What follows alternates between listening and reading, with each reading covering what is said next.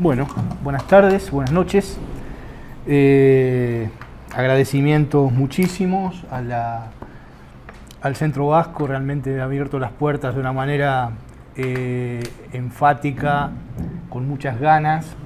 Así que bueno, espero hacer una buena tarea de presentación del libro, que ya ha tenido muchas presentaciones, ya perdí la cuenta, pero creo que esta es la 15ª presentación en distintos lugares, municipios de la provincia de Buenos Aires, acá en la Universidad de La Plata, en la Facultad de Humanidades de La Plata, bueno.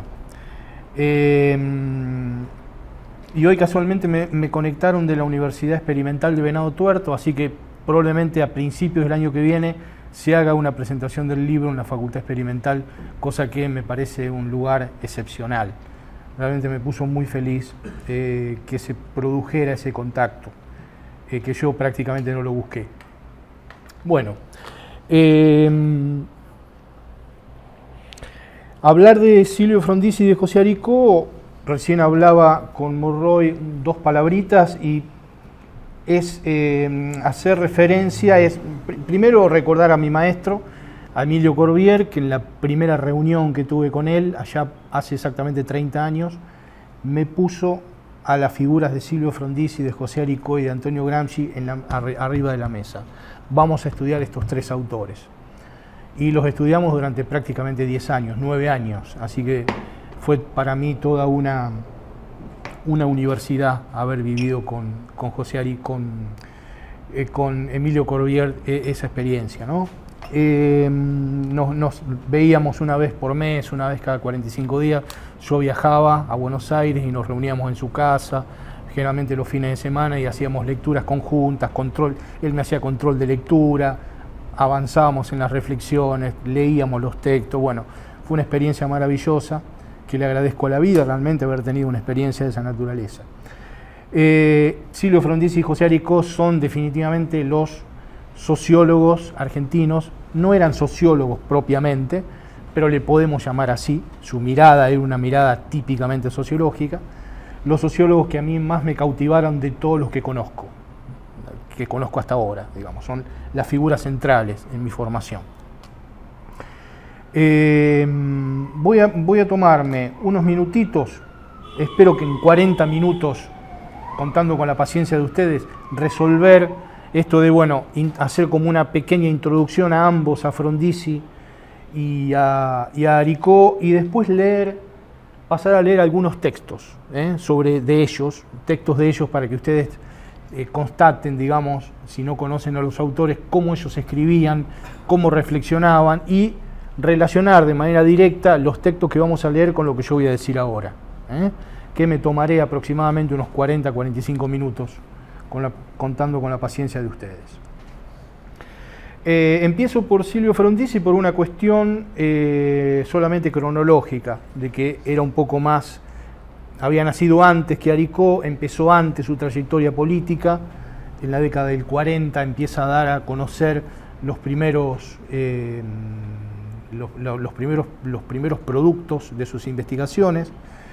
¿Y qué es lo que le preocupa a Silvio Frondizi cuando en la década del 40, principios de la década del 40, puntualmente en los años 41-42, qué es lo que le preocupa a Frondizi en su primer libro, que es sobre la figura de John Locke, que es un clásico del pensamiento político, filosófico, de la segunda mitad del siglo XVII, que es para Frondizi el apóstol de la cultura liberal, que abarca todos los aspectos, los tres grandes aspectos de la cultura liberal: el filosófico, el político, incluso el económico, que después será profundizado por Adam Smith un poco más adelante, pero ya hay cuestiones económicas en la obra muy importantes en la obra de Locke, también, además de políticas y filosóficas.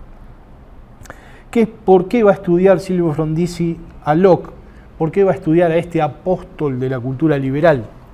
Porque Frondizi considera, como consideraban muchos en ese contexto de principios de los años 40, que el liberalismo ha ingresado en un proceso de crisis muy profunda, de crisis que para Frondizi es irreversible. Ya el liberalismo en cualquiera de sus aspectos tiene bastante poco que ofrecerle a la humanidad, que por otro lado él considera que le ha ofrecido mucho en determinado momento de la historia, principalmente el siglo XVII, el siglo XVIII, siglo XVII, siglo XVIII son los siglos del liberalismo y que va a desplazar digamos, por ejemplo, al absolutismo, ¿no?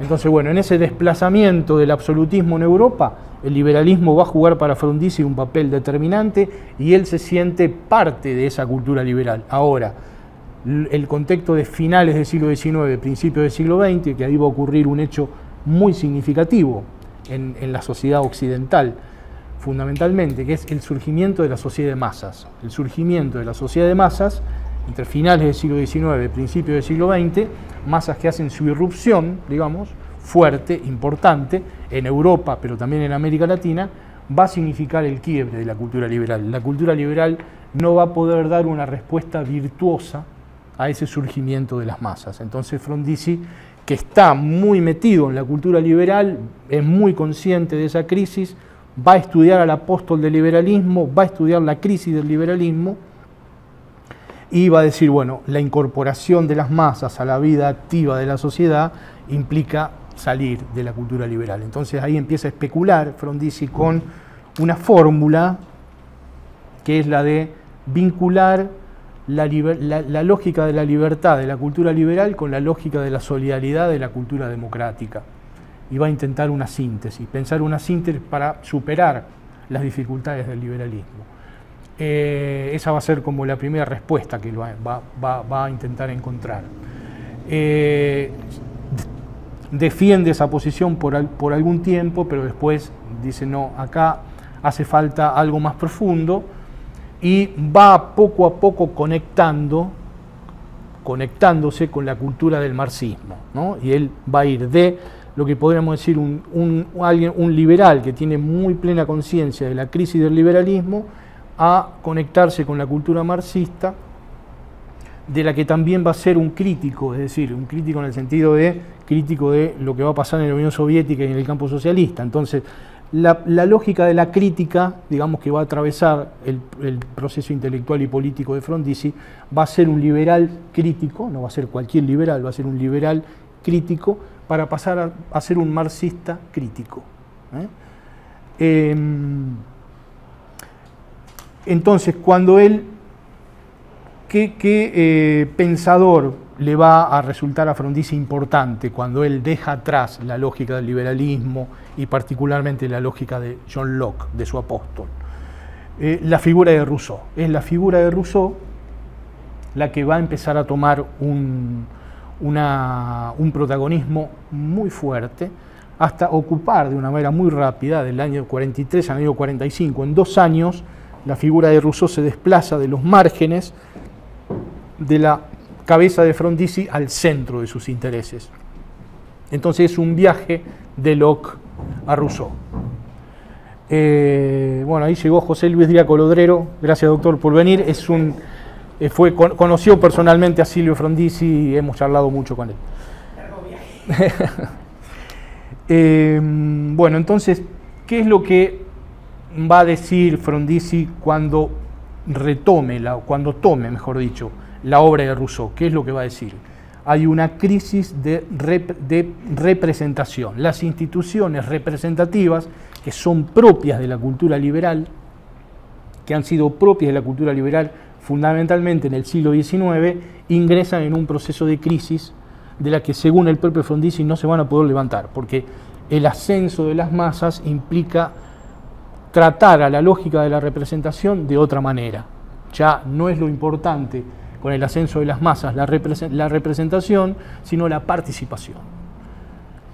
Y es la participación en ese ascenso de las masas lo que va a hacer, lo que va a dar una cierta virtud a las representaciones que se creen. La representación que se cree va a ser virtuosa si hay antes un proceso muy acentuado de participación de esas masas que están ascendiendo, digamos, aceleradamente en toda la primera mitad del siglo XX. Entonces, ¿esto qué va a significar? Un cambio de mirada respecto a la democracia.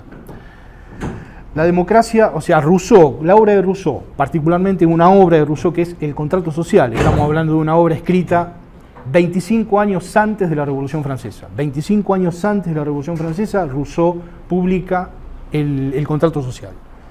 ¿Qué es lo que le va a estar diciendo Rousseau, particularmente el contrato social, a estas masas en ascenso de la primera mitad del siglo XX? Le va a estar diciendo que la democracia es un sistema, una forma de organización política, pero es infinitamente más que eso.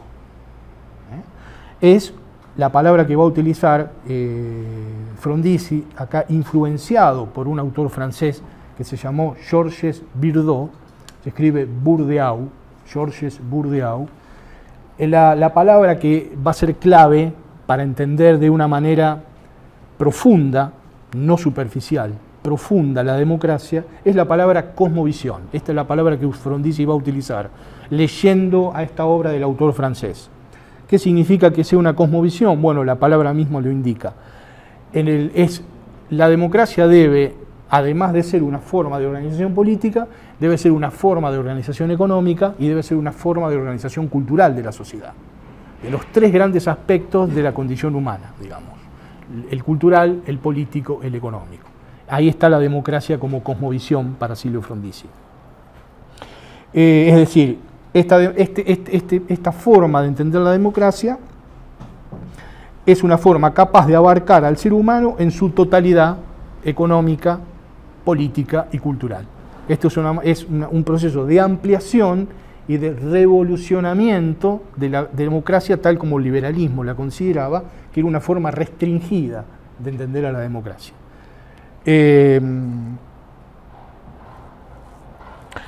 A Frondizi nunca se le escapa, manejando esta noción de democracia como cosmovisión, nunca se le escapa el tema de el significado etimológico de la palabra democracia, que nosotros por decirlo, al decir la palabra democracia de manera casi automática, solemos olvidarnos de su significado etimológico, es el gobierno del pueblo.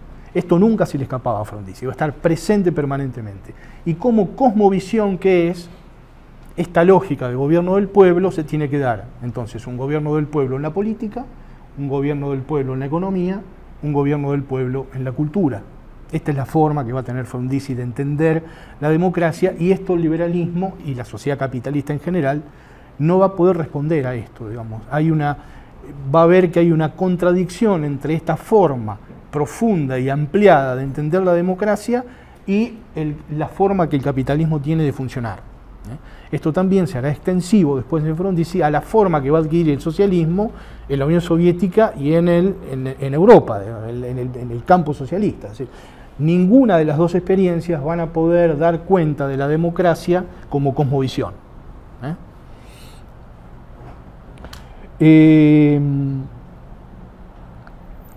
En Argentina, ¿a dónde se va a parar Frondizi para ver cómo esta forma de democracia no ha sido manejada? Esta forma ampliada y profunda de democracia no ha sido manejada. Se va a parar en distintos momentos de la historia argentina para dar cuenta de esta incapacidad. Pero particularmente en uno que a mí me parece altamente significativo por los nombres propios que toca, que son muy, digamos, célebres para nosotros. El caso de Esteban Echeverría y de Juan Bautista Alberdi. Y dos obras que son de una enorme significación, escritas en un periodo corto de distancia temporal. Una es El Dogma Socialista, que es una obra escrita durante toda la década del 40, Esteban Echeverría está detrás de esa obra, pero se publica en 1846. Y va a establecer Echeverría, una vez que se publica, va a tener muchísima repercusión en la sociedad, va a haber críticas que se le van a hacer a la obra, y ahí va a tener una crítica muy importante, donde él, en la respuesta, que va a poder aclarar cosas que en el libro quizás no estaban suficientemente claras o profundizadas, que es la importancia del municipio para, acá está el tema, la importancia del municipio para dar vida, para vivificar esta noción ampliada de democracia como de democracia en términos de cosmovisión. El municipio es como la base de sustentación, va a decir Esteban Echeverría, ahora vamos a leer el texto cuando yo termine con Frondizi, vamos a leer algunas cosas de Esteban Echeverría, a qué cosas de Esteban Echeverría Frondizi le interesa, lo vamos a leer en directo. Por ahora lo toco, se lo dejo planteado así de manera casi telegráfica, la cuestión municipal. Y que la pregunta que le van a hacer a Esteban Echeverría, pero usted, Echeverría, ¿quiere que se construya un Congreso? ¿Quiere que se construya en plena época de organización nacional? ¿Quiere que se construya una Constitución, que se escriba una Constitución, que se construya un Congreso? Y Echeverría va a decir, no, no me interesa si antes no están dadas las bases de sustentación para que sobre las cuales se levante el Congreso, se levante la Constitución. Había que tener mucha valentía en ese momento para responder no a una pregunta tan acuciante en la época de plena organización nacional, ¿no? Bueno, el texto de Echeverría es publicado en el 46, esta respuesta que les he comentado a una crítica de parte del rosismo, de un intelectual rosista, va a ser negativa y va a decir lo que me interesa es el municipio, y que de ahí se basan en todas las provincias, en toda la nación. Bueno, ya lo vamos a leer, es un texto riquísimo, Esteban Echeverría, que a Frondizi lo seduce muchísimo, ¿no? En el 47 de esta respuesta, Echeverría va a vivir con mucho énfasis, con mucha atención. Él había estado en Francia, era un hombre que estaba muy pendiente de la cultura política francesa, y va a ver el estallido de la Revolución de 1848, la Segunda República Francesa. Bueno, él va a tomar un partido a favor de la República Francesa muy acentuado, y Frondizi va a estar muy atento a ese tema, ¿no? Así que tiene una forma social de entender la lógica de la República y de entender la lógica de la construcción nacional, ¿no? O sea, podemos decir que el último Esteban Echeverría piensa la construcción nacional tomando a la Revolución de 1848, la Segunda República Francesa, casi como un ejemplo de construcción social, con todo lo transformador, lo revolucionario que eso tiene, Esteban Echeverría va a morir en el año 51, y en el año 52 su amigo Alberdi va a publicar un año después del fallecimiento de Echeverría y un año antes de la Constitución del 53, va a publicar ese famoso libro que son Las Bases, Bases para la Organización Política. Ahora vamos a leer el fragmento en el que, bueno, ¿qué va a decir acá Alberdi en el capítulo 25 de Las Bases? Si están anotando, anoten capítulo 25 de Las Bases. ¿Qué es lo que va a decir Alberdi en ese momento? Lo que me interesa es el Poder Ejecutivo, lo que pase con el Poder Ejecutivo. O sea, a Esteban Echeverría le interesaba lo que pasaba abajo, a Alberdi de Las Bases le interesa lo que pasa arriba. La organización nacional no iba a depender de los municipios, sino que iba a depender del centro del Poder Ejecutivo particularmente. Vamos a ver el énfasis que va a poner Alberdi en esto. Bueno, va a decir Frondizi, acá estamos ante una contradicción muy grande de dos amigos.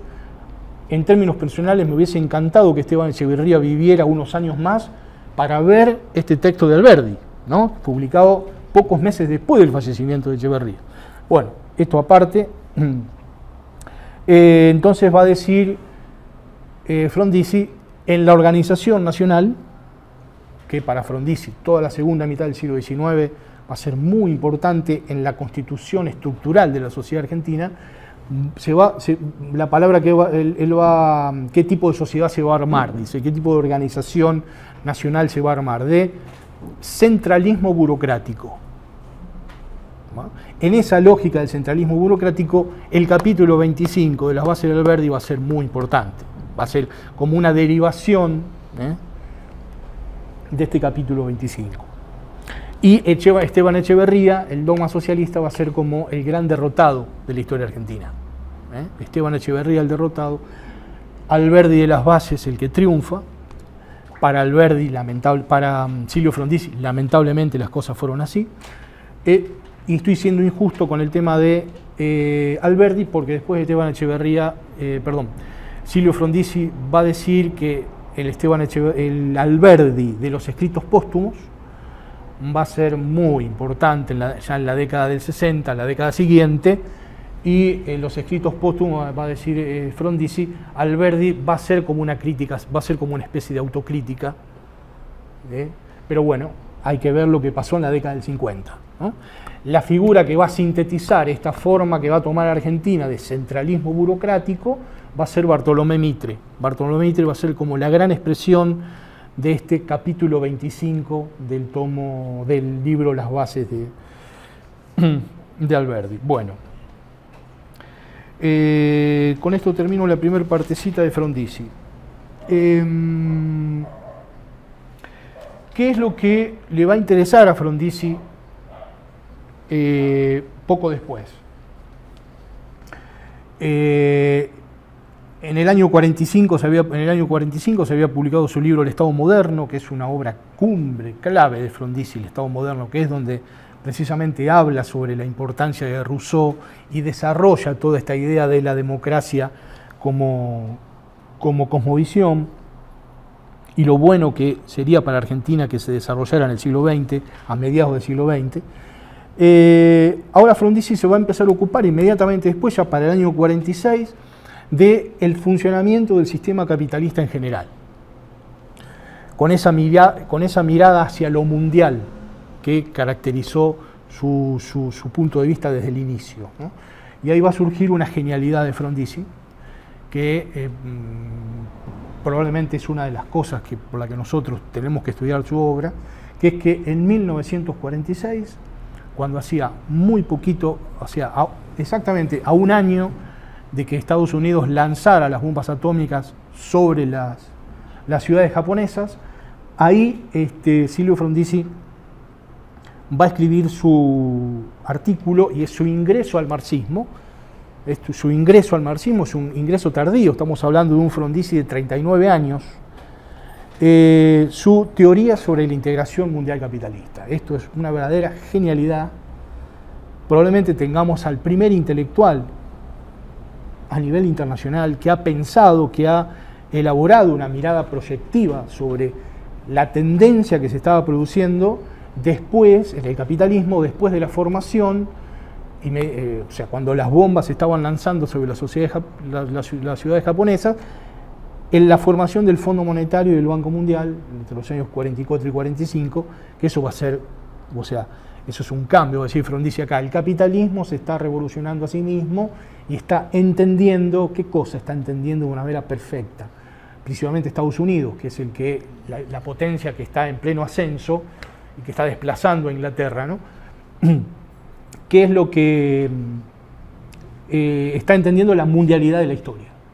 Por eso el Fondo Monetario Internacional, el Banco Mundial, había entendido la mundialidad de la Primera Guerra, había entendido el alcance mundial de la crisis del 30, había entendido la mundialidad de la Segunda Guerra, es decir, la cuestión de lo mundial ya era el tipo de historia en la que vivíamos y había que generar instituciones, el capitalismo tenía que generar instituciones que dieran cuenta, afrontaran, llevaran adelante, desarrollaran esa mundialidad de la historia. El Fondo Monetario Internacional, el Banco Mundial y el papel de Estados Unidos es determinante en esto. Es líder Estados Unidos en esta mirada de la historia y en esta necesidad de que el capitalismo se revolucione a sí mismo. Frondizi se entera perfectamente de todo esto y escribe ese opúsculo que es una verdadera joya de la investigación, es una joya del pensamiento político intelectual argentino. Esa teoría en 10 páginas, es un verdadero paper, lo que sería un paper, no un opúsculo, ¿no? ¿Qué es lo que va a decir Frondizi? Bueno, el capitalismo tuvo un primer periodo que fue estudiado por Marx, que es el periodo de la competencia nacional, como le va a llamar Frondizi. Marx estudió el periodo de la competencia nacional. El segundo periodo va a ser el que estudió Lenin, que va a estar entre finales del siglo XIX y principios del siglo XX, que es, como Frondizi lo va a llamar, de los sistemas imperialistas nacionales, lo que en términos del historiador Erich Hobsbawm es la era del imperialismo, ¿no? Y esa obra de Lenin, el imperialismo, etapa... ¿cómo? No. La etapa final del capitalismo. la última etapa del capitalismo. Ese es el título. En ese libro va a estar el tema de los sistemas imperialistas nacionales, se van a poder ver bien ahí, pero dice ahora, si bien Marx y Lenin nos siguen alimentando muchísimo, no le podemos pedir todo a ellos, tenemos que hacer algo nosotros, y ahí Frondizi lanza esta teoría de la integración mundial capitalista como la tendencia que el capitalismo está marcando, que es una tendencia porque está la Unión Soviética, que además se va a extender hacia Europa, va a armar todo un campo, entonces esto va a ser como un obstáculo para que esta tendencia se desarrolle en toda su dimensión, en toda su potencialidad. Esto va a ocurrir algunas décadas después, cuando caiga el muro, cuando implosione la Unión Soviética y el campo socialista, ¿no? Por eso que Silvio Frondizi nos habla mucho a nosotros, ¿no? Creo que esto es una verdadera genialidad, un verdadero estudio de tendencia, un verdadero científico social, ¿no? Pensando, en este caso, críticamente la sociedad. ¿Qué es lo que se va a desprender de esto de la integración mundial capitalista, de la mundialidad de la historia? La imperiosa necesidad de que en América Latina se desarrolle la cuestión de la integración latinoamericana.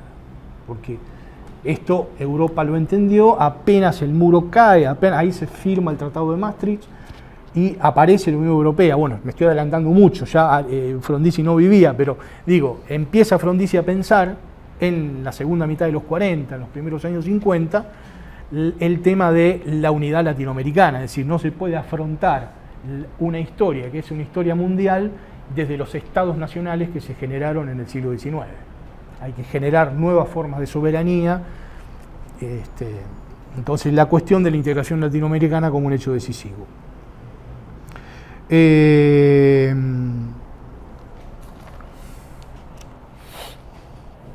Este sería el segundo núcleo de Frondizi. El tercer núcleo, los dos viajes que Frondizi va a hacer, voy por orden cronológico, dos viajes que Frondizi va a hacer muy seguiditos, a Europa y a Cuba.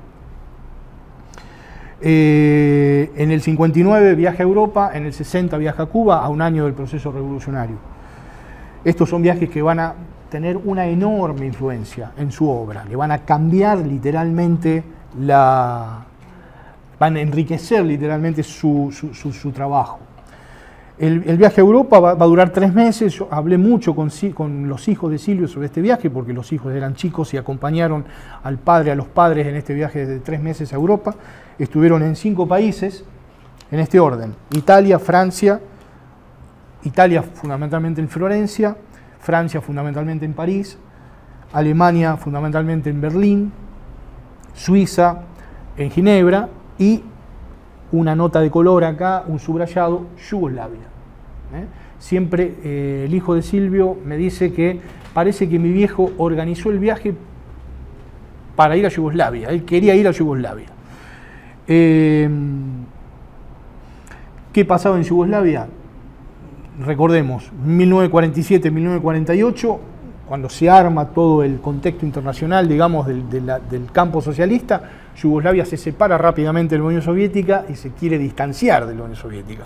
De hecho, se distancia y armar una experiencia que tuviese más que ver con la cultura, el origen de la Revolución Rusa. Vamos a pensar el origen de la Revolución Rusa, ese famoso texto de Lenin, las tesis de abril, cómo terminaban las tesis de abril de 1917, a momentos previos de la toma del Palacio de Invierno. ¿Qué va a decir las tesis de abril? Todo el poder a los soviets. Así terminaban las tesis, ¿no? Bueno, ¿qué es lo que empieza a desarrollar Yugoslavia con el liderazgo de Tito, del mariscal Tito? El tema de los consejos obreros, o como Frondizi lo va a llamar, los consejos de fábrica, los comités de fábrica, así lo va a llamar Frondizi. Yugoslavia comienza un proceso de industrialización que era típico, digamos, de estos años 40-50. La cuestión de la industrialización era una cuestión muy importante para todo el mundo, pero particularmente para los socialistas. Así que Yugoslavia empieza un proceso de industrialización diferenciado de la planificación centralizada soviética y aparece acá en Yugoslavia la temática de los comités de fábrica, la descentralización, y acá no hay ni empresarios ni Estado motorizando el proceso de industrialización, sino los propios trabajadores en consejos obreros, en comités de fábrica, en lo que podríamos decir una democracia económica, no solamente política. Acordémonos de esta noción de democracia como cosmovisión, ¿no? Bueno, así que eso, Frondizi de alguna manera quería traducir esa experiencia yugoslava del final de los años 50 en Argentina, donde se estaba produciendo el proceso de industrialización desde la década del 30, la década del 40 había continuaba en la década del 50, y que un proceso revolucionario en Argentina implicaría para Frondizi que los trabajadores se transformaran a través de consejos obreros o de comités de fábrica en el centro de la producción industrial, en un actor colectivo popular. Claro, la autogestión, sí, perfecto. Sí, la palabra autogestión también es una palabra que se utiliza para referirse a la cuestión yugoslava, ¿no? Bueno, así que viene de este viaje a Europa con todo, o sea, para él la situación de Yugoslavia, el proceso yugoslavo modificaba la cultura marxista en sí misma, es decir, la otra era, por eso tenía mucho que ver con este marxismo crítico que él quería encarnar, ¿no? Crítico de la Unión Soviética. Yugoslavia le daba de alguna manera la base de sustentación para el desarrollo de este marxismo crítico. Se baja del avión de Europa y se sube al avión que lo lleva a La Habana, y Frondizi tenía una posición, bueno, muy favorable a la Revolución Cubana, en un contexto donde en la izquierda, y esto lo aclaró el otro día, me pareció una muy buena aclaración que hizo Torres Molina, en la izquierda no había un apoyo muy generalizado a la Revolución Cubana. De hecho, había mucha oposición, incluso. Bueno, Frondizi está dentro de los primeros intelectuales que apoya de una manera muy definida la Revolución Cubana. Pero siempre en Frondizi está el papel de la crítica. Es un apoyo que incluye el papel de la crítica. Está muy bien lo que pasa en Cuba, está muy bien lo que se está haciendo. Ahora, ustedes no dejan de estar, dice Frondizi, en 1960, mayo de 1960, no dejan de estar en una encrucijada histórica. Esta es la palabra, encrucijada histórica. ¿Cuál es esta? Es que esta encrucijada tiene para Frondizi dos componentes. Un componente interno, una encrucijada a nivel interno, y una encrucijada a nivel externo, internacional. Lo internacional está muy presente en Frondizi. No podemos entender la historia del siglo XX sin la internacionalidad, es más, sin la mundialidad de la historia, ¿no? Entonces, la tiene que profundizar en su interior, porque si no profundiza la revolución en su interior, lo que le puede pasar es lo que le ha pasado a todas las experiencias socialistas de la Unión Soviética y de Europa, que es el proceso de burocratización, que él dice, yo ya estoy empezando a ver algo de este proceso de burocratización cuando hacía un año que la revolución estaba andando. Y expandiéndola en el exterior. O sea, si no se profundiza en el interior, para que se profundice en el interior, ¿qué tiene que pasar? Se tiene que descentralizar el proceso y tienen que empezar a jugar un papel importantísimo las comunas, tanto a nivel de la industrialización, que en Cuba se empieza, y Ernesto Guevara va a ser muy importante en esta tarea de la industrialización, como en la tarea del campo, en la tarea rural. O sea, si los municipios no toman y no le ceden al pueblo la toma de decisiones, esto va a terminar concentrándose, ya conocemos el proceso, y esto va a ser un desastre. Y es una lástima porque es un proceso muy importante que está pasando, es una lección que le está dando al mundo Cuba de cómo emprender un proceso de cambio. Entonces, y por otro lado, expandiéndola en el exterior, es decir, si la Revolución Cubana es solamente cubana, acá entramos en un problema porque va a ser ahogada. La palabra que utiliza Frondizi es el ahogo. Si no se produce este doble proceso interno y externo, para vencer la encrucijada en la que estaba Cuba, lo que se iba a producir era el ahogo de su proceso, de su energía revolucionaria. De algún modo, Ernesto Guevara, cuando a mediados de los años 60 entra en conflicto con Cuba, entra en conflicto particularmente con Fidel Castro, está de alguna manera recepcionando, porque acordemos, esto no lo dije, pero Frondizi cuando va a Cuba tiene muchas reuniones con Ernesto Guevara. De alguna manera Ernesto Guevara está recepcionando este mensaje, ¿no? Es decir, si este proceso, si no ocurre un proceso de integración latinoamericana, la energía revolucionaria de la Revolución Cubana va a ser absorbida, claramente. Por eso que la cuestión de la integración latinoamericana es una cosa extremadamente imprescindible. Imprescindible, esta es la palabra, digamos, para emprender cualquier proceso de cambio serio de la sociedad, y ni hablar si ese cambio pretende producir salidas de la sociedad capitalista. Bueno, ni hablar, ¿no? Entonces, la encrucijada en la que Cuba se encuentra. Esto va a ser extremadamente importante, entonces. Estos dos viajes que va a hacer, Europa por un lado, con el resaltamiento de la cuestión yugoslava, y la cuestión de Cuba con el señalamiento de esta encrucijada y la necesidad de salir. Un ejemplo muy claro de cómo Frondizi pensaba esto, con la seriedad que lo pensaba, el grupo revolucionario cubano le ofrece a Frondizi ser rector de la Universidad de La Habana, nada más ni nada menos, rector de la Universidad de La Habana, con lo que eso significaba en ese momento histórico. Frondizi rechaza ese ofrecimiento, porque dice, no, en realidad lo de Cuba lo hacen ustedes, yo necesito vérmelas con el desafío de extender este proceso a América Latina. En realidad acá ya está, esto lo hacen ustedes, ¿para qué voy a...? O sea, mi presencia sería como redundante en una geografía política como la cubana, que ya la estaban afrontando los propios cubanos, y Frondizi tenía que hacer lo suyo en Argentina, en Sudamérica, y buscar siempre el tema de la unidad latinoamericana. Ya vamos a ver ahora un texto de Frondizi sobre este tema. Bueno, esto de los viajes sería el tercer núcleo, y el cuarto núcleo es 1969, vamos progresivamente, ¿no? Los años 40, los años 50, 50-60 y ahora 60, finales de los 60.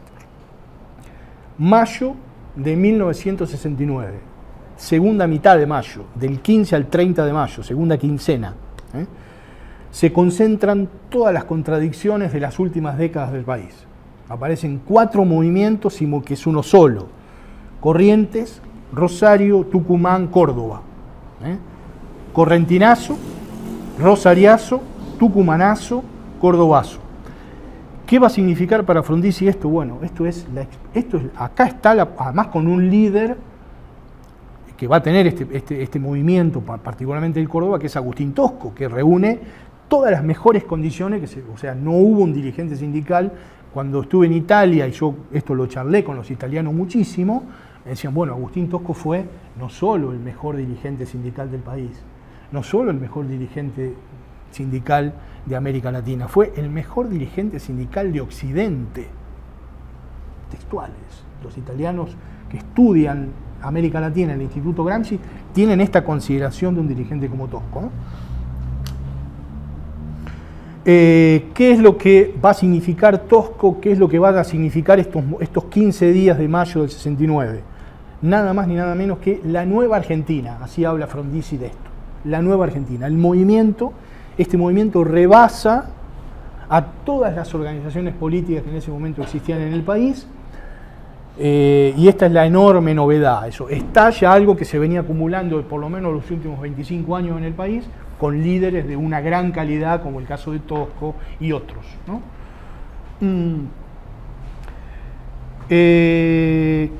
¿Por qué? Porque tiene mucho que ver este movimiento del 69 con lo que había pasado en el golpe de Estado del 66. O sea, ¿qué había significado para Frondizi el golpe de Onganía de junio del 66? Había significado nada más y nada menos, había sido el ejemplo de que en Argentina el pueblo nunca tuvo la titularidad del poder constituyente. O sea, la democracia se había dado de una manera en la que el pueblo no participaba, o tenía una participación muy restringida. Incluso el artículo 22 de la Constitución dice esto. Bueno, ya vamos a ver cómo Frondizi hablaba sobre el artículo 22 de la Constitución. El pueblo no delibera ni gobierna. Bueno, Eso es un tema, una enorme contradicción en la que está sentada la cultura democrática, ¿no? El pueblo nunca tuvo, el golpe del 66 es muy importante para Frondizi, porque es el ejemplo de que el pueblo nunca tuvo la titularidad del poder constituyente. El 69 argentino, ¿qué significaba? Que aparecía en la historia contemporánea la posibilidad de que sí adquiriera la titularidad del poder constituyente, de poder desarrollar esta democracia en sentido ampliado, como cosmovisión, que incluyera la transformación incluso de la sociedad capitalista, al menos como hipótesis, digamos, ¿no? Que no podía darse esa transformación en un marco que no fuera latinoamericano. Pero ¿qué dice Frondizi? Acá está la crítica otra vez, siempre la crítica, ¿no? El espíritu crítico. ¿Qué va a decir? Sin embargo, es tan nueva esta Argentina que estalla en el 69 que no tiene una representación política. Es decir, Tosco no tiene, está de alguna manera aislado. Esas figuras, los dirigentes sindicales, bueno, Tosco era mucho más que un dirigente sindical, para Frondizi era todo un dirigente de masas. Y por eso, o sea, era un dirigente sindical porque las circunstancias lo obligaban de alguna manera a hacerlo. Pero en realidad, Tosco era la virtud que tenía Tosco, era un dirigente de masas, ¿no? Entonces dice, hay una incongruencia histórica acá. No hay una ausencia, vemos una ausencia de una estructura de tipo político, que represente a esta nueva Argentina. Podemos decir, hasta acá no me puedo detener porque nos quedaríamos toda la noche acá, los últimos 5 años de Frondizi, del 69 al 74, que lo van a asesinar, los últimos 5 años es una búsqueda de Frondizi para encontrar una estructura de tipo político que represente a esta nueva Argentina que había estallado en mayo del 69. Bueno, termino con Frondizi y ahora voy a decir algunas cosas sobre Aricó.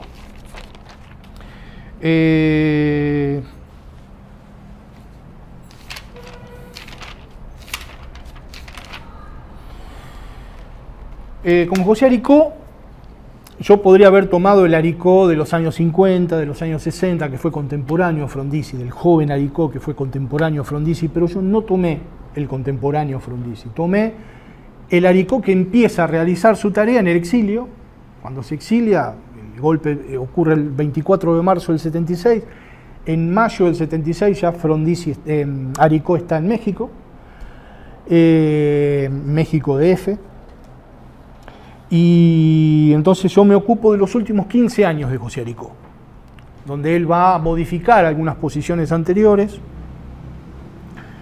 ¿Y qué va a decir? Va a haber muchas, yo me voy a concentrar no en las diferencias, como decía recién Martín, no en las diferencias que tenía con Frondizi, que no eran pocas, sino en los puntos de contacto, que son muy concretos y muy fuertes. Puntos de contacto muy fuertes. Se expresan esos puntos de contacto con diferentes palabras, con diferentes conceptos, con otro horizonte mental incluso, porque había ocurrido nada más y nada menos que el golpe de Estado del 76, que me hubiese encantado que Frondizi viviera para ver el golpe de Estado del 76, cómo eso hubiese influido en su cabeza, que era una cabeza que el cerebro de Frondizi era una esponja que chupaba y modificaba todo lo que entraba ahí. Bueno, eso lo vivió Aricó, lo vivió en el exilio y ahí, bueno, hace todo un replanteo de su posición, pero bueno, le sigue interesando la hipótesis de que se pudiera generar un movimiento que incluyera, al menos como hipótesis de trabajo de ese movimiento político, la transformación de la sociedad capitalista. Siempre esto va a estar en los dos, ¿no? Con distintas modalidades en distintos tiempos, va a estar en los dos pensadores, al menos como hipótesis de trabajo de un movimiento político, ¿no? O sea, son socialistas, marxistas, los dos, y los dos marxistas críticos. Ambos, Aricó va a ser expulsado del Partido Comunista Argentino en la década del 60, es decir, que el Partido Socialista Argentino fue un partido muy adherido a la Unión Soviética.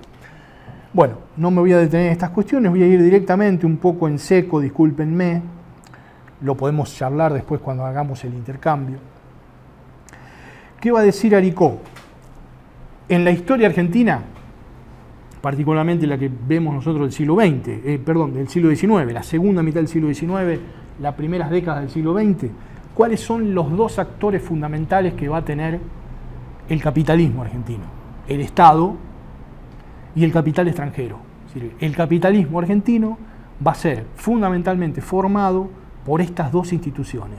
El Estado, es decir, va a ser un capitalismo, como decía Frondizi también en otras palabras, de arriba hacia abajo. Un capitalismo formado de arriba hacia abajo, con un fuerte predominio del capital extranjero. No era la burguesía nacional la que tenía el dominio de la cuestión, sino el capital extranjero. ¿Qué va a significar esto, esta mirada macro que va a tener Aricó? Que nos va a estar diciendo, nos va a estar hablando sobre la incapacidad que se puede ver en la sociedad argentina, de la sociedad, la incapacidad de la sociedad, es decir, de la sociedad civil, no de la sociedad política, no del Estado, sino de la sociedad civil, la incapacidad de la sociedad civil para autoconstituirse, que es propio de una cultura democrática profunda, una sociedad civil que tenga capacidad de autoconstitución, que se piense a sí misma, que reflexione, que delibere, que genere mecanismos de deliberación, etcétera, para constituirse. Bueno, eso no va a estar en la sociedad argentina. O si lo está, va a estar en algunos momentos y débilmente. A contrario a lo que va a pasar en Europa, donde esta capacidad de autoconstitución de la sociedad civil va a ser sensiblemente mayor. ¿Qué palabras entonces? Entonces, lo que va a buscar Aricó es que esto se invierta.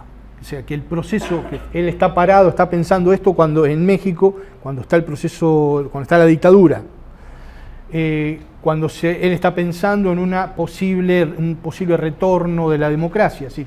Cuando esta democracia retorne, tiene que apuntar necesariamente a que su sociedad civil adquiera hábitos, mecanismos que la capaciten para su autoconstitución. En esta cuestión, la cuestión municipal va a ser muy importante. Pero bueno, me estoy adelantando.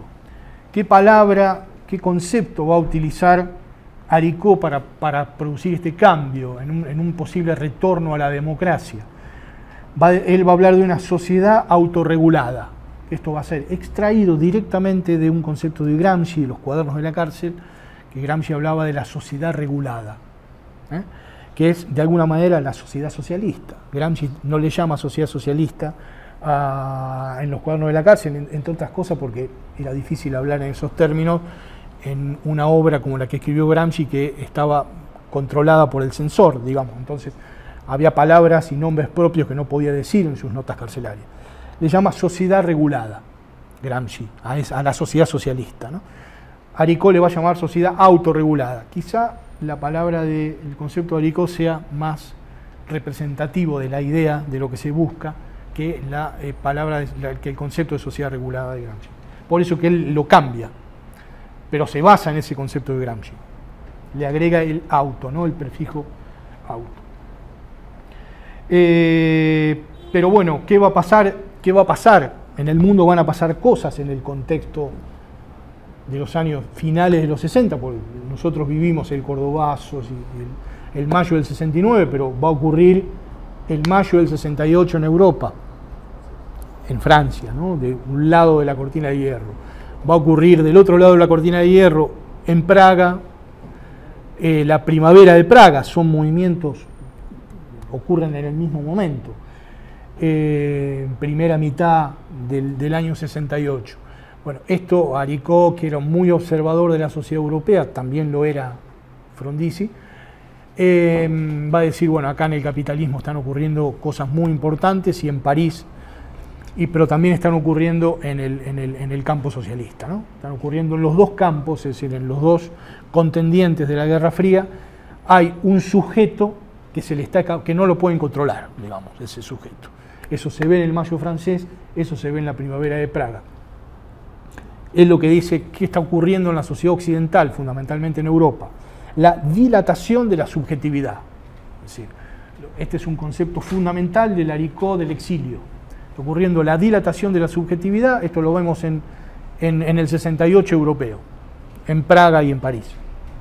Es una subjetividad que ya está demandando, está más que demandando, está creando una potencialidad interna. Ese sujeto se puede ver hoy en el movimiento feminista, por ejemplo. Hay una dilatación de la subjetividad en el terreno de la mujer, por ejemplo. Eso ya ocurría en este tiempo, ¿no? Y en otros terrenos también.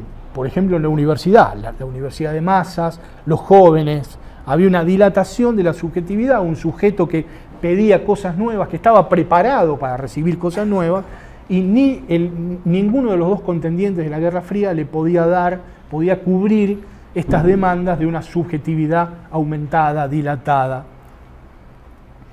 Ese concepto lo va a extraer Aricó de un autor italiano muy importante de los años 70, murió hace poquito, con 100 años de vida, Mario Tronti.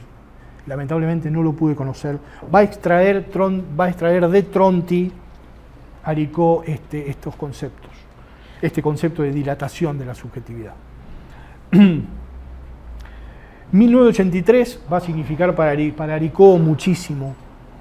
1983 va a ser un año, ahí se viene de México para Argentina. Estoy simplificando mucho, discúlpenme, pero 83 va a ser un año muy importante.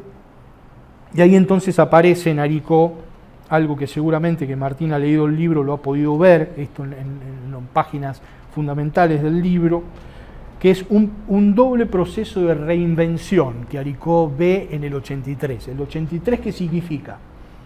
¿Qué encierra el 83? Un doble proceso, encierra la promesa de un doble proceso de reinvención.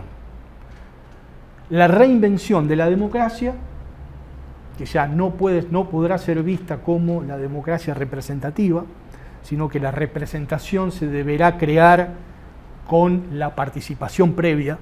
Si se quiere tener una representación importante, porque toda sociedad compleja necesita tener instituciones de representación y de mediación, no podrá haber una representación de la cual no debamos sonrojarnos si no hay antes una participación de la sociedad importante. Y acá está la reinvención de la democracia.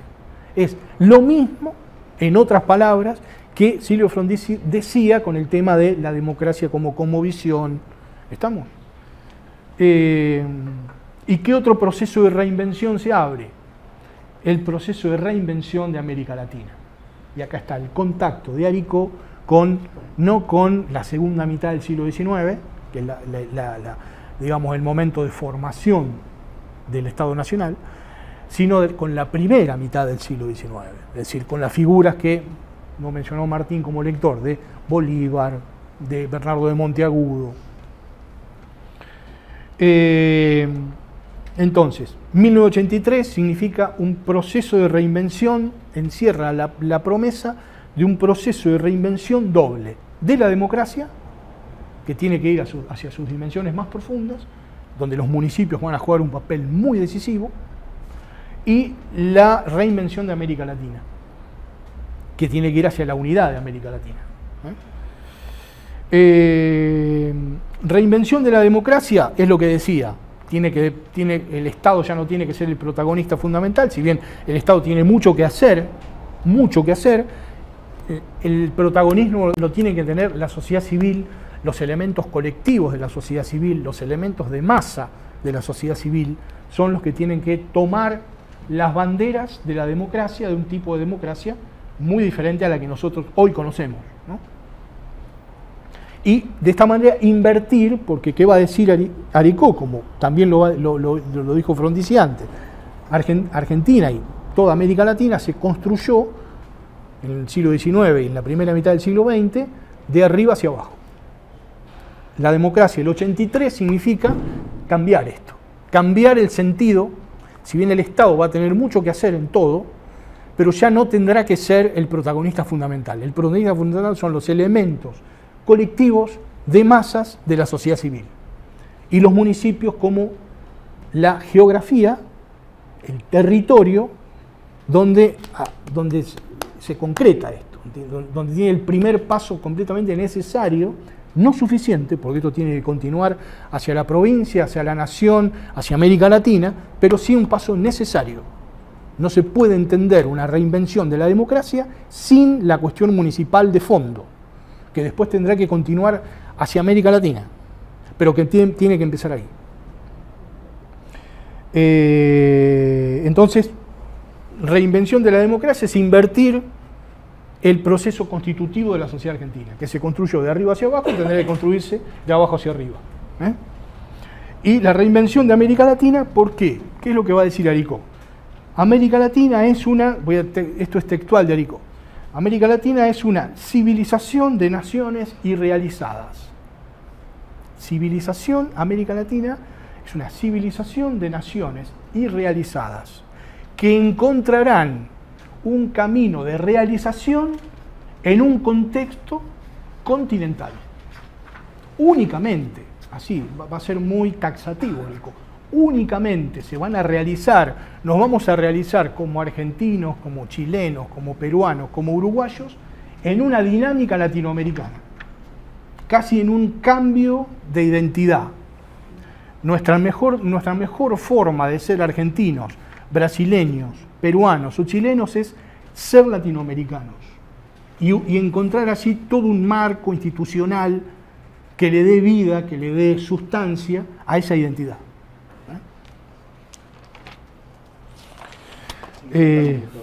50 minutos. Perfecto, listo, terminé.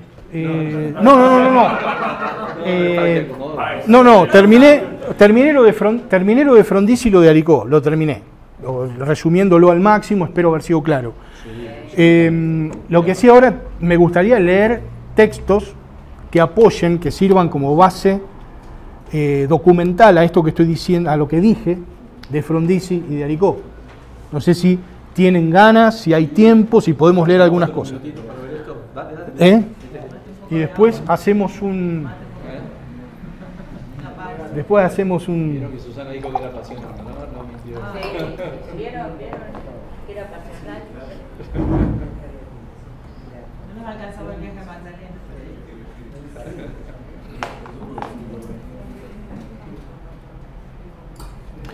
Bueno, vamos a ir entonces a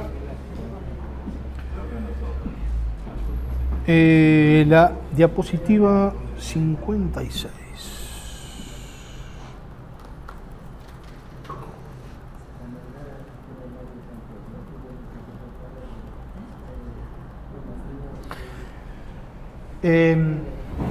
Esto es el Estado, Silvio Frondizi, el Estado moderno.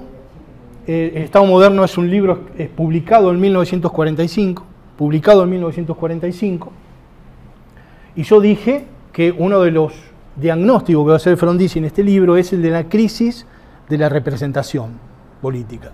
Es decir, la democracia ya no podía ser para Frondizi una democracia representativa, porque si era una democracia representativa era una democracia que estaba condenada a la superficialidad, sino que debía buscar la representación propia de toda sociedad compleja, creando antes mecanismos de participación. Es decir, una democracia va a ser eficazmente, virtuosamente representativa si hay participación de fondo. Si no hay participación de fondo, esa virtuosidad se va a ver afectada. Bueno, ¿qué dice acá entonces en el Estado moderno? Un factor decisivo es el proveniente del envejecimiento de las instituciones humanas después de cierto periodo de vida. Dentro de su complejo mecanismo, la manifestación más interesante de este envejecimiento la encontramos en la disociación entre una función determinada y su fin. O sea, toda institución tiene una función, disociación que se percibe en todas partes, va a decir, o sea, desde la transformación de la técnica de medio a fin, fenómeno que desnaturaliza la vida humana, hasta el funcionamiento de las instituciones representativas, especialmente de los parlamentos, para tomar un ejemplo político. De la crisis política nos resulta suficiente indicar sus dos aspectos principales: la restricción de la soberanía popular, es decir, el pueblo no delibera ni gobierna, esto es una restricción, esta restricción se tiene que romper, hay que buscar la forma Y acá es una demanda que Frondizi hace a la ciencia política. Hay que buscar esta forma de que las masas protagonicen el proceso histórico, el ascenso de masas protagonice el proceso histórico. Estamos hablando de 1945, ¿no? Momento de, precisamente el 17 de octubre.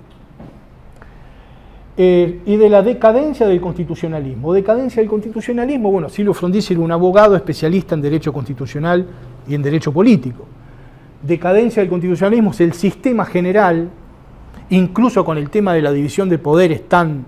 O sea, acá es la figura histórica de Montesquieu, la que entra de alguna manera en crisis también, particularmente de las instituciones representativas. Decadencia del constitucionalismo, particularmente de las instituciones representativas. Entonces hay que crear nuevas constituciones, nuevas formas de participación política para esas masas en ascenso. Hoy en día estamos muy lejos de eso, ¿no? ¿Cómo? Hoy en día estamos muy lejos de eso. Totalmente, claro, bueno. Si fuera más directa, por ejemplo, la representación, sería como los cantones suizos, pero como ahí hay democracia directa. Claro. Silvio Frondizi, la soberanía popular en la Constitución, la reacción argentina está en marcha. Es un artículo de 1957. Estamos hablando de, para aquellos que son abogados, no sé si hay abogados acá, hay una reforma constitucional, la reforma del 57. Frondizi está pensando la reforma como constitucionalista que era, no podía no estar al tanto de los detalles de este proceso de reforma constitucional. La reforma constitucional debe contemplar la nueva situación económica, social y política del país. Respecto a lo social y político, la reforma debe facilitar el ascenso del pueblo al control del Estado. Ascenso del pueblo al control del Estado. La primera modificación que en este sentido es necesario realizar es derogar el artículo 22 de la Constitución. Derogar el artículo 22 de la Constitución, artículo que establece, como es sabido, que el pueblo no delibera ni gobierna sino por intermedio de sus representantes. Entiendo, por el contrario, que el pueblo debe deliberar y gobernar por sí mismo, es decir, realizando las manifestaciones de la democracia directa, del derecho de revocatoria, etc.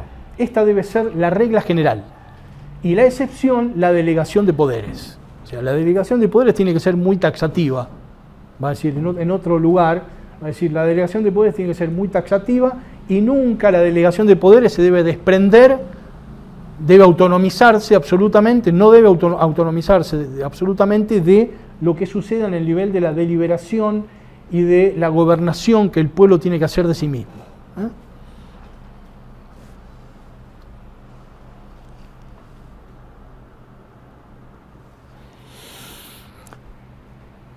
El pensamiento político de Rousseau y su proyección histórica. Acá está la importancia de Rousseau, fundamental. No podemos entender definitivamente el legado de Silvio Frondizi sin el aporte del contrato social de Rousseau. El liberalismo de tipo aristocrático teme al pueblo y se aferra, bajo una apariencia de democratismo, a supuestas instituciones representativas que en realidad no representan a nadie. Bueno, de aquí, según lo señalamos en otro pasaje de la exposición, todo el aparato de los derechos naturales, de la superlegalidad, del constitucionalismo, de la democracia aparentemente representativa, etcétera, todo este aparato tiende a lo mismo, impedir que el pueblo se pueda expresar libremente. Por el contrario, la democracia tiende a la libre expresión del pueblo, al respeto integral de su voluntad. Por eso Rousseau defiende, la palabra Rousseau es... Por eso Rousseau defiende como manifestación de la voluntad general a la democracia directa. Bueno.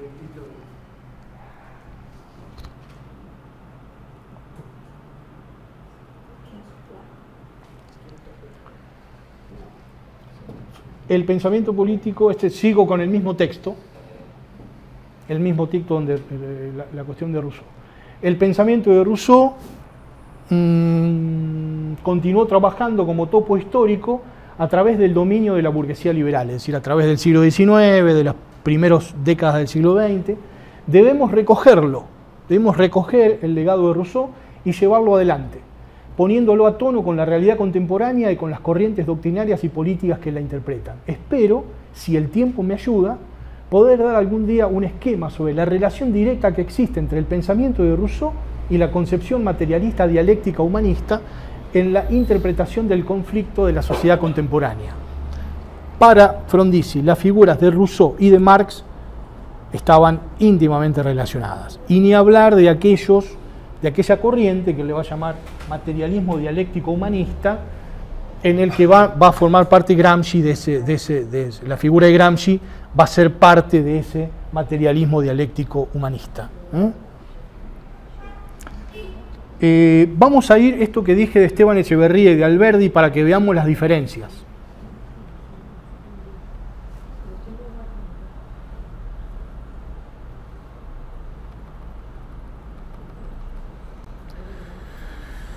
Dice Echeverría, es una carta a Pedro de Angelis, era un rosista, 1847, es el año inmediatamente posterior, como dijimos, a la edición del Dogma Socialista.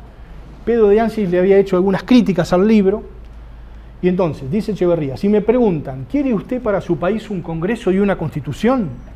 Contestaría no, en pleno momento de organización nacional, ¿no? ¿Cómo entonces se conseguiría elaborar un congreso, una constitución? Por medio de la organización del poder municipal en cada distrito y en toda la provincia, en cada provincia y en toda la república. Pretendo que la autoridad social se delegue jerárquicamente en cada provincia a las municipalidades establecidas. Fíjense, la palabra aparece acá, la palabra jerárquicamente. La palabra jerarquía nosotros realmente la entendemos de arriba hacia abajo. Acá está invertido. La jerarquía va desde los municipios hacia arriba.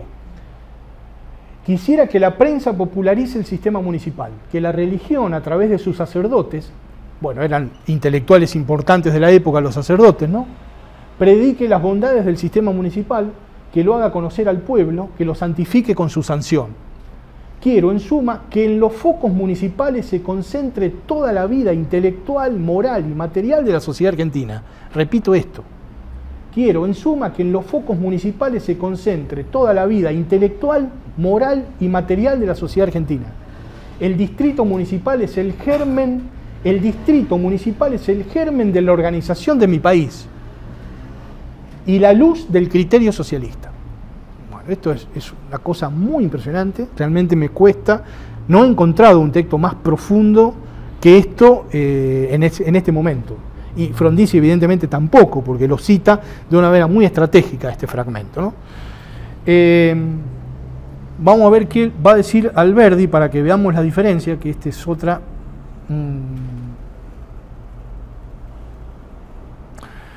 En las bases. Bases, vamos a reponer el título completo. Bases y puntos de partida para la organización política de la República Argentina. Ese es el título completo del texto, escrito en 1852, y nos situamos en donde se sitúa Frondizi, que es en el capítulo 25. ¿Qué dice Alberdi? Yo no vacilaría en asegurar que de la constitución del Poder Ejecutivo, especialmente, depende la suerte de los estados de la América del Sur. Llamado el Poder Ejecutivo a defender y conservar el orden y la paz, es decir, la observancia de la Constitución y de las leyes, se puede decir que a él solo, al Poder Ejecutivo únicamente, se reduce el gobierno en estos países de la América antes española. ¿Qué importa que las leyes sean brillantes si no han de ser respetadas? Lo que interesa es que las leyes se ejecuten, sean buenas o malas. Pero ¿cómo se obtendrá su ejecución si no hay un poder serio y eficaz que la haga ejecutar? Bueno, acá va a matizar un poquito Alberdi, va a decir, dad al Poder Ejecutivo el poder posible, pero dárselo por medio de una constitución. Pero queda claro, ¿no?, el mensaje. Nosotros lo comparamos con el Echeverría de poquitos años atrás, íntimo amigo de Alberdi, y vamos a ver una perfecta contraposición en la... Bueno, va a decir Frondizi, esta es la lógica que va a triunfar en Argentina. Y no la de Esteban Echeverría, que va a ser el gran derrotado en el proceso de la organización nacional.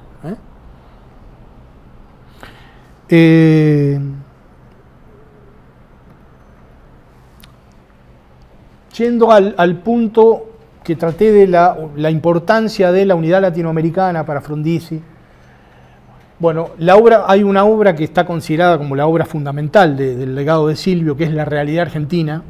Son 2 tomos, que se publica el primer tomo en el año 55, apenas se termina el golpe, apenas se hace el golpe en septiembre del 55. Ahí se publica el primer tomo, y al año siguiente, en el 56, el segundo tomo. Esto es un texto un fragmento del tomo 2. ¿Qué va a decir? Los países latinoamericanos cubren una enorme extensión en latitud y poseen características físicas diferentes que permiten la complementación más amplia y fecunda.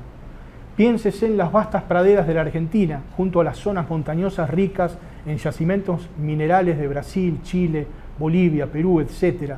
Y se tendrá una idea de las enormes posibilidades que tiene esta parte del mundo para realizar una integración de carácter económico. Dicha integración económica centuplicaría las fuerzas originarias de los países que la realizaran. Así como la revolución socialista produce un salto cualitativo en la capacidad general de un país determinado, al poner el esfuerzo de todos al servicio de la comunidad, también la integración latinoamericana produciría un enorme aumento de la capacidad general de esta zona del planeta.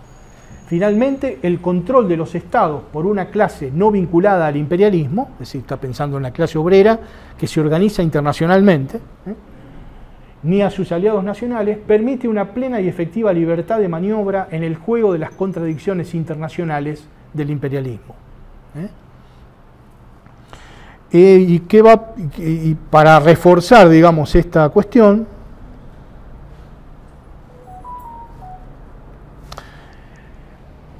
va a marcar, es decir, cuáles serían como las etapas de este proceso revolucionario hacia la unidad latinoamericana y qué características y cuáles serían la aspiración para Frondizi de este proceso. En el mismo tomo de La realidad argentina va a decir: superada la etapa de la toma del poder por la revolución socialista en algunos países aislados, pensemos en lo que va a pasar en Cuba y lo que él le va a decir a los cubanos pocos años después. 4 años después, en el 60, cuando esté en Cuba, ¿no? Superada la etapa de la toma del poder por la revolución socialista en algunos países aislados e internacionalizada la revolución, la primera etapa de afirmación en el poder habrá concluido.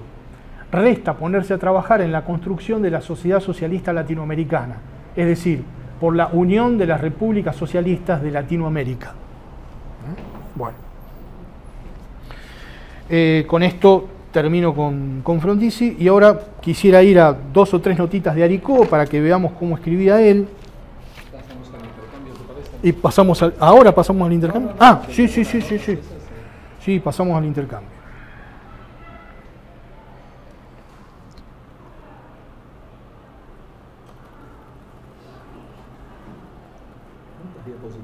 No sé. José Aricó, en un artículo de su último, recordemos que Aricó muere en el año 91, estamos bien en los últimos momentos de la obra de Aricó. Título es un artículo periodístico publicado en la revista Punto de Vista. ¿Hay formas socialistas de resolver la crisis urbana? Ese es el título de... ¿Hay formas socialistas de resolver la crisis urbana? Va a decir, es el municipio, es la ciudad, el lugar físico más inmediato donde se decide el comando, la hegemonía, el dominio. Desde la ciudad se gobierna así a la sociedad. Desde la ciudad se gobierna así a la sociedad argentina, le podemos agregar acá, ¿no? Está pensando en Argentina. ¿Desde dónde se gobierna o desde dónde debe gobernarse la sociedad argentina? Desde cada una de las ciudades. Desde la ciudad se gobierna así a la sociedad. Se construyen los nuevos comportamientos, se transmiten los estilos de vida que se corresponden con tal dominio. El municipio, la ciudad, se presenta como el espejo y la concentración máxima de las contradicciones de la sociedad compleja. Es el lugar físico del desarrollo, pero también de la degradación ambiental y humana. Asumir los dramáticos problemas de la complejidad urbana significa encarar desde un ámbito privilegiado, es decir, desde la ciudad, los dramáticos problemas del país. Me refiero fundamentalmente a la crisis del Estado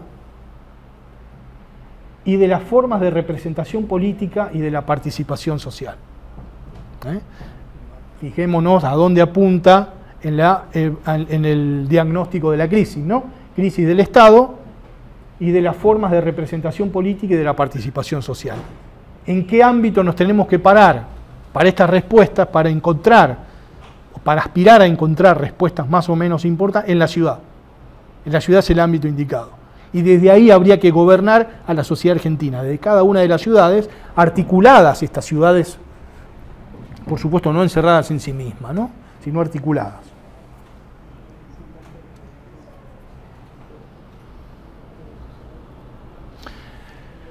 Fíjense, esta es una diferencia muy importante que va a hacer Aricó, porque él va a hablar de, bueno, es un artículo publicado en una revista venezolana, que es la revista Nueva Sociedad, en el año 87, estamos en pleno momento del alfonsinismo, asedio al socialismo argentino, un intento de recreación. La palabra recreación, regeneración, reimaginación, todo esto son palabras que están en Aricó, ¿no?, con un espíritu creativo, poder crear nuevos horizontes políticos. Frente a la quiebra ideológica de una concepción estatizante de la vida nacional, que nutrió no solo a la cultura política del populismo, sino también a la izquierda, no creo que se pueda enfrentar con éxito a la presión ideológica y política de una derecha en expansión. De una derecha en expansión. Fijémonos lo que hoy está pasando, ¿no? Sin un campo de experimentación teórica y política de la izquierda socialista. Está pensando en un campo de experimentación teórica y política de la izquierda socialista. Es decir, de una corriente que, renovada en sus principios, privilegia el elemento de lo público respecto a la falsa disyuntiva entre interés estatal e interés privado.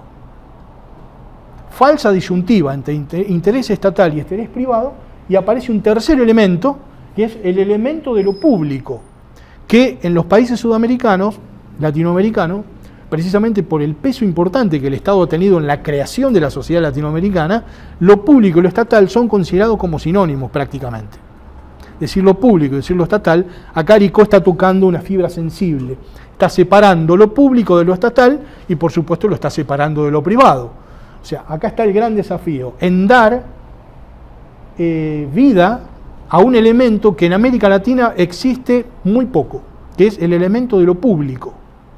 Acá está el tema de reimaginar la democracia. Reimaginar la democracia para Aricó significa crear prácticamente desde cero el elemento de lo público como algo que se diferencie tanto del interés estatal como del interés privado.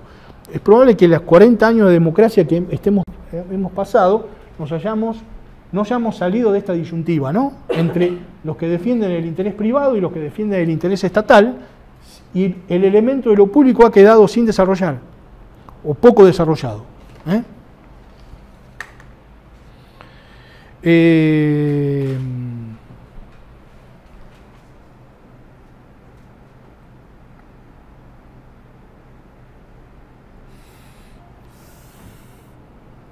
Dos diapositivas más y terminamos.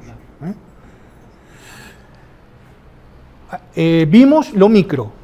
El interés de lo público, el interés por lo público, la cuestión del municipio. Ahora vamos a lo macro en Aricó. La búsqueda de una tercera vía, bueno, es publicada en una revista que fue muy importante para Aricó, que fue La Ciudad Futura. La América Latina que debe quedar atrás, esto me parece que es muy actual, presten atención porque es como si hubiese sido escrito ahora. La América Latina que debe quedar atrás, la que hoy debe ser superada, es ese inmenso hinterland dividido. Hinterland sería patio de atrás, ¿no? Compartimentado en estados nacionales incapaces de encarar profundos caminos de reformas. Estados cada vez más obsoletos y agotados frente a las dificultades que plantea cualquier alternativa de cambio en un sentido integrador. Si algo nos enseña el proceso de unificación europea, estamos en pleno proceso de unificación europea, estamos a minutos de la firma del Tratado de Maastricht, ¿no? Es la imposibilidad, si algo nos enseña el proceso de unificación europea, es la imposibilidad de imaginar proyectos de reformas en un estrecho marco nacional. Repito esto, imposibilidad de imaginar proyectos de reformas en un estrecho marco nacional. El tipo de estructuración de las economías mundiales y de integración de las economías nacionales a las economías mundiales plantea los límites insuperables que tiene todo proyecto de reformas sustanciales encarado dentro de esos marcos nacionales. Límites insuperables, repito, límites insuperables que tiene todo proyecto de reformas sustanciales encarado dentro de esos marcos nacionales. Las posibilidades de las grandes reformas sociales en Europa dependen del proceso mismo de unificación y de las fuerzas políticas y sociales que lo dirigen. Justo en el año que se murió. Exactamente, sí, el año que se murió. Esto es de los últimos textos de Alicó. Y bueno, voy con la última.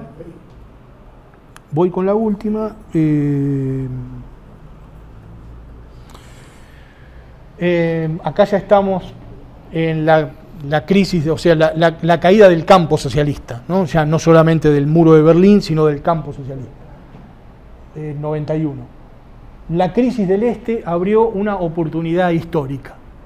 Ahora el muro, está jugando acá con la idea del muro, ¿no? Del muro de Berlín el muro que contenía el debate de izquierda, es decir, la existencia del campo socialista, ha desaparecido.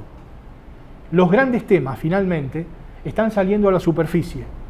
El gobierno del mundo, acá estamos otra vez, volvemos al tema de la historia como historia mundial, ¿no? El gobierno del mundo, hoy si vemos el conflicto China-Estados Unidos, ese es el gobierno del mundo. ¿No?